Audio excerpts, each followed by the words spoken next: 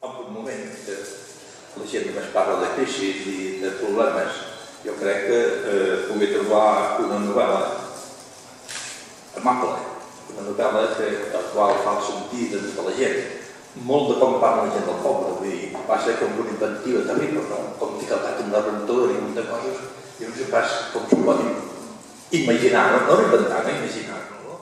A veure, no ens enganyem, l'afany és una cura d'envergada, vull dir, ja us ho dic ara.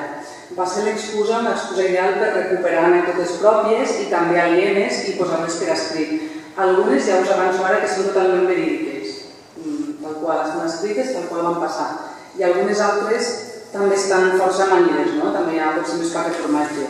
Però sí que és veritat que totes parteixen del transcurs de la vida en un petit municipi del Pla d'Urgell on algú podria pensar que mai no hi passa res. Però sí que en passen de coses i grosses.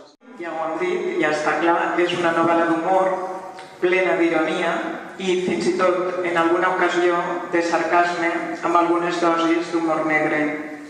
La història és la perspectiva d'una dona, la Fanny, d'un entorn que sota la seva mirada esdevé divertit i sorpresiu.